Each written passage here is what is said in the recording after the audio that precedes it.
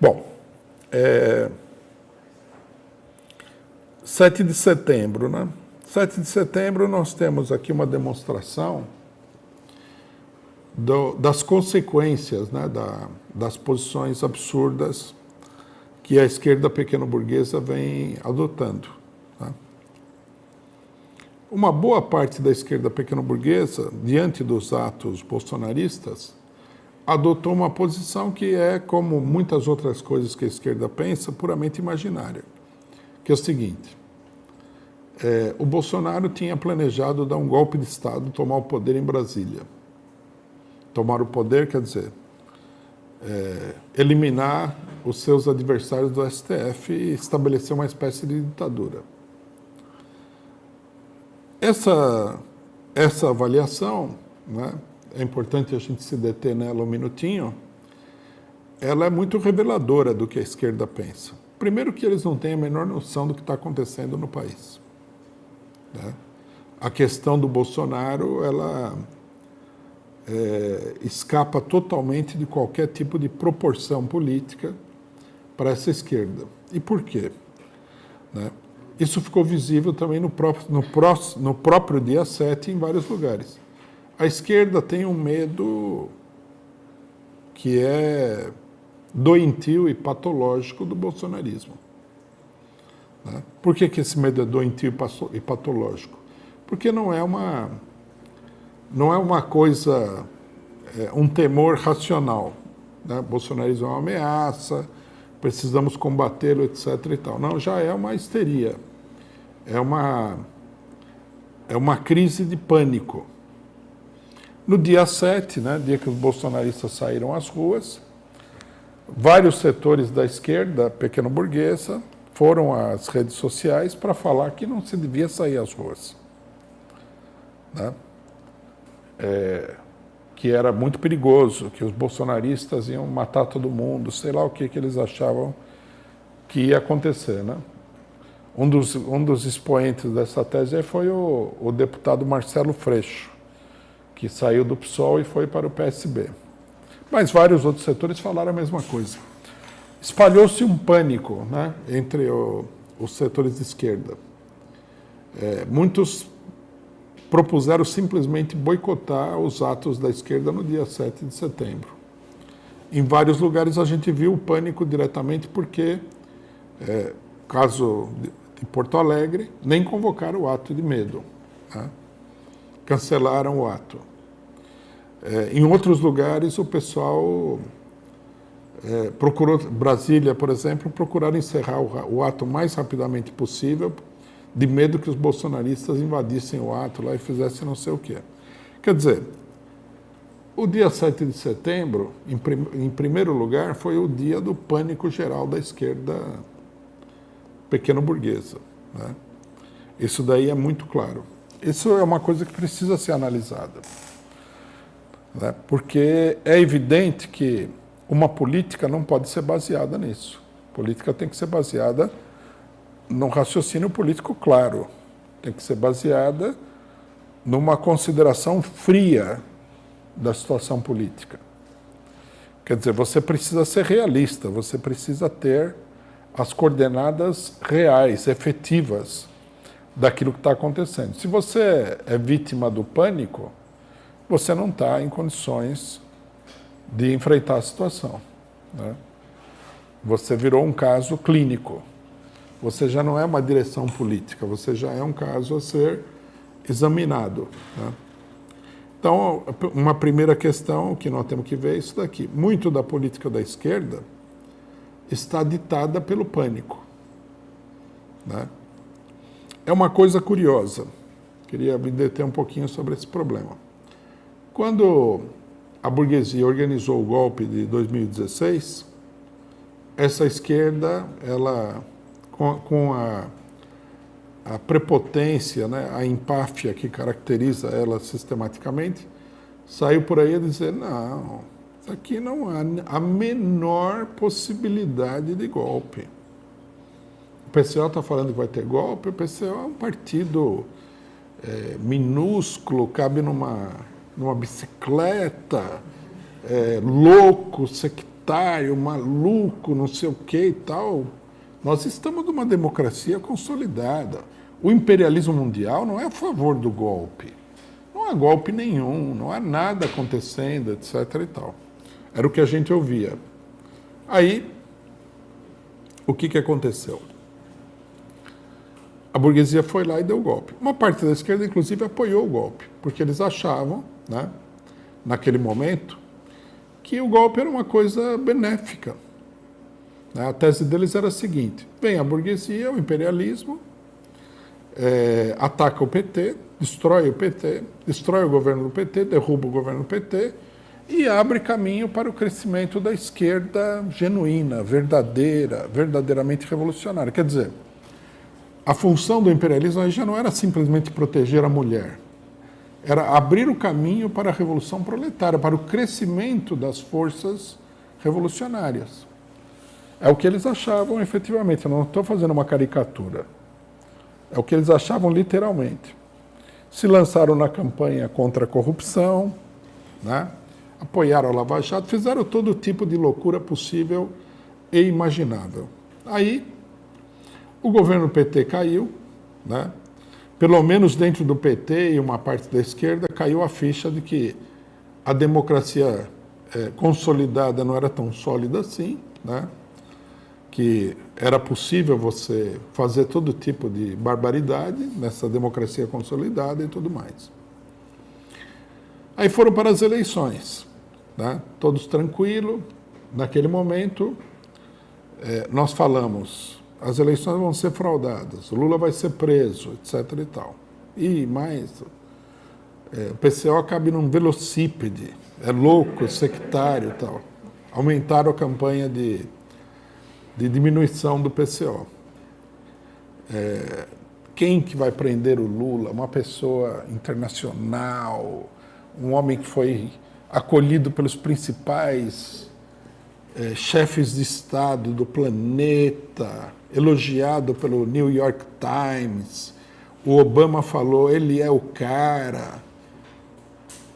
E aí, né, nós falamos, precisa ter uma mobilização para impedir a prisão do Lula. Moral da história, não houve a mobilização e o Lula foi preso. Com o Lula na cadeia, nós falamos, as eleições serão fraudadas. Eleição sem Lula é fraude. Num primeiro momento, até o próprio PT endossou essa tese, que eleição sem Lula é fraude. Mas chegou na hora da eleição, a democracia consolidada cassou todos os direitos legítimos, legais do Lula, né? Os heróis do povo do STF cassaram todos os direitos legais do Lula, e o Lula decidiu que não ia concorrer, né? Com a apelação da decisão, que era um direito dele, né? Um direito democrático elementar. Você é condenado em primeira instância, a justiça, né? Até o momento, porque isso aqui, pelo que parece, vai mudar com o apoio tanto dos bolsonaristas como da esquerda. A justiça reconhece que a pessoa condenada em primeira instância, ela não está condenada, ela não é culpada. Ela ainda está sendo julgada. Predomina, né, a suposição de que a pessoa é inocente até que tenha sido transitado em julgado. Quer dizer, até a última instância, o processo. Mas os ministros do STF, grandes defensores da democracia, que estão no TSE, decidiram que a lei não vale nada. O negócio é caçar o Lula, e o Lula acabou saindo da disputa. Aí o pessoal passou de eleição sem Lula é fraude para, né, vamos com tudo para a eleição que nós vamos ganhar no primeiro turno. A gente olhava aquilo lá e falava assim, o pessoal visivelmente não tem equilíbrio emocional, né? Para passar de uma posição a outra com essa facilidade, né? E realmente uma boa parte falava, vai ganhar no primeiro turno contra o Bolsonaro, com a eleição, com Haddad, né? O Lula vai transferir os votos, como se a burguesia fosse uma criança que não planejasse nada. E toda hora eles estivessem lá tirando proveito. Todo mundo vai ajudar você, né? Aí ganhou o Bolsonaro. No que o Bolsonaro ganhou, a euforia se transformou também rapidamente em pânico, né? Nossa, temos que sair do país, agora é o golpe definitivo, papapá, papapá, é o fascismo venceu, foi uma coisa também delirante, né? Naquele momento. Nós falamos o seguinte, que o governo Bolsonaro é um governo ilegítimo, é produto do golpe de Estado e é preciso levantar imediatamente, não perder tempo, levantar imediatamente a campanha do Fora Bolsonaro. Aí, novamente, nós ouvimos, né, a famosa advertência das pessoas mais inteligentes. Esse PCO aí cabe num patinete, é louco, né? Como vai levantar o Fora Bolsonaro se o povo todo está com Bolsonaro? Bolsonaro tem não sei quantos % de aprovação, não há condições de sair à rua nesse momento e não sei o quê. E, né, a hora que a burguesia começou a atacar o Bolsonaro por questões eleitorais, e o Bolsonaro está acabado. O Bolsonaro vai sair hoje. Faz um ano que o Bolsonaro está saindo do governo. E se você fala o contrário, nossa, PCO, não sei nem onde que cabe esse PCO mais. É um pessoal totalmente doido e tal. Cada hora é uma coisa. Bom, aí nós chegamos, né, encurtando um pouco a história, nós chegamos na atual situação. Bolsonaro ia dar o golpe, era a marcha sobre Roma, do Mussolini, né? O pessoal fugiu, assustadíssimo, né, em todos os lugares. Fizeram campanha para não ir nos atos, etc. e tal. Acho que com exceção de uma parte do PT, que convocou efetivamente, o resto estava morrendo de medo. Até os que defenderam o golpe, né? Os que defenderam o golpe, como o PSTU e outros setores do PT, também estão tremendo nas canelas nesse momento aqui. Está todo mundo trêmulo. Ficaram assustadíssimos com a possibilidade de golpe do Bolsonaro. Inclusive, eu vi uma análise que eu achei, né, extravagante até para os padrões normais da esquerda pequena burguesa, que é muito extravagante, onde a pessoa descrevia detalhadamente como o golpe foi derrotado pelo STF. Né? O pessoal pode achar que eu estou inventando a história, que é loucura minha, mas não é assim. O golpe estava em pleno... Segundo a narrativa, é a seguinte, vamos ver o filme. Os bolsonaristas, quando eles chegaram em Brasília, né, a polícia militar colocou sabe aqueles cavaletes assim, fechando a esplanada dos ministérios. Os bolsonaristas chegaram, tiraram os cavaletes e ocuparam a esplanada dos ministérios. Isso foi no dia 6 à noite, véspera de feriado. Não tinha ninguém lá. Então, isso aí foi o começo do golpe. A partir daí, era a tomada da Praça dos Três Poderes, e na mente da pessoa que escreveu a matéria, se você tomar a Praça dos Três Poderes, acabou o jogo. Né? O que digamos assim, é um cretinismo parlamentar levado à loucura. Né? Não tem mais governo estadual, não tem estados, não tem forças armadas, não tem forças armadas em vários lugares do país, não tem polícia militar, Força Nacional de Segurança. É como se fosse aquele joguinho de quadradinhos, né? Que você avança 2 casas e papapá. Se você chegar na Praça dos Três Poderes, pronto, ganhou o jogo. Era o golpe. Né? O golpe estava praticamente vitorioso. Aí o que aconteceu? Resumindo também a matéria para não ficar muito longa. O Luiz Fux, quem salvou o país do golpe foi o Luiz Fux. Com peruquinha e tudo. Né? Ele ligou para o governador do Distrito Federal, que é bolsonarista, não estava lá. Ligou para a PM falou, olha, não podemos fazer nada porque precisamos de uma ordem do governador, não podemos aceitar a ordem do STF. Aí eles procuraram o vice-governador, e o vice-governador falou para a PM, né, proteger os edifícios públicos, que foi feito apesar de que já estava dominado pelo golpe bolsonarista. Né? E aí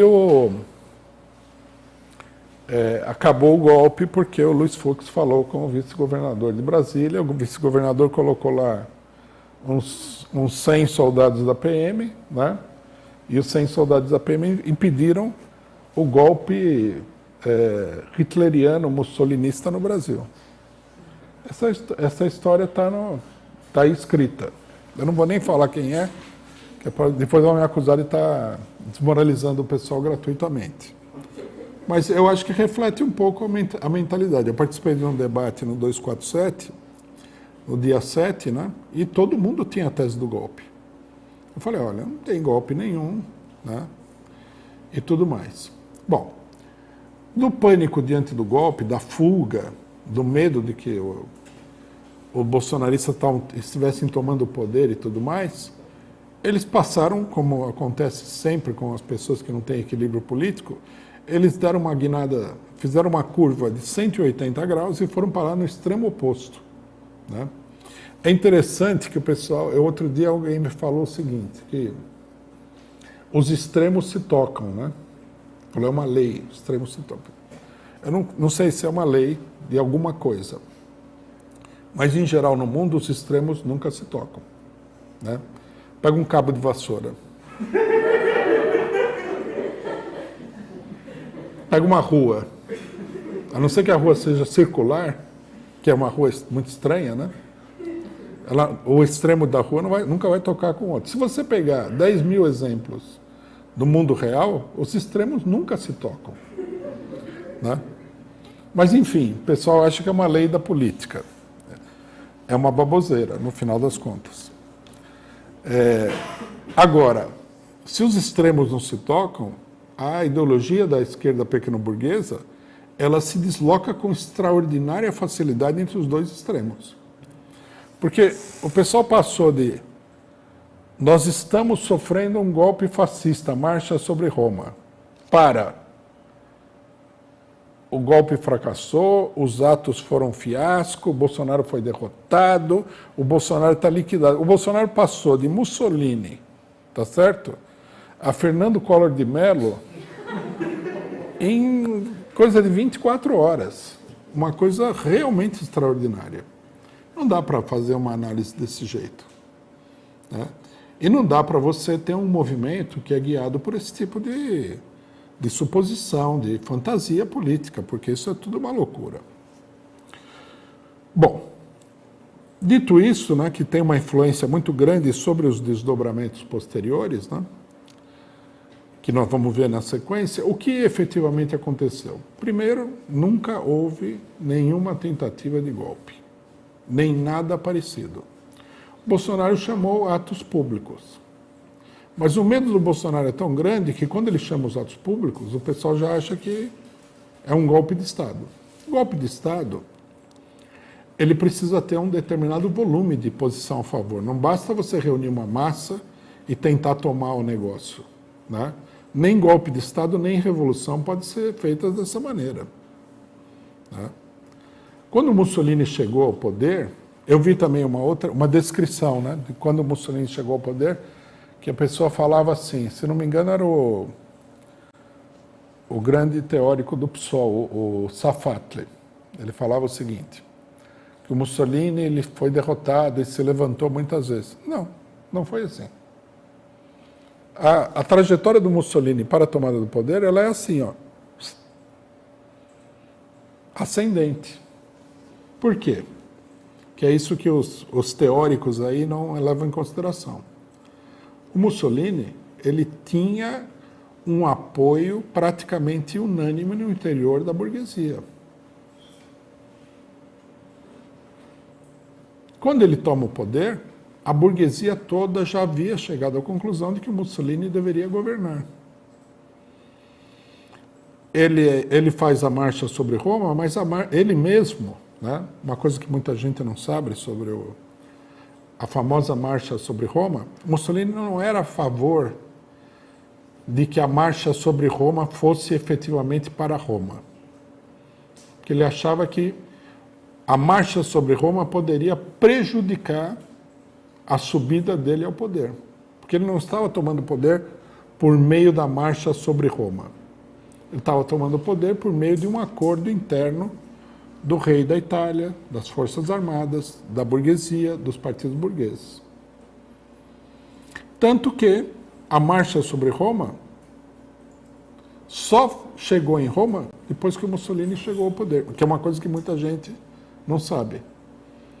Os líderes fascistas pararam a marcha fora de Roma.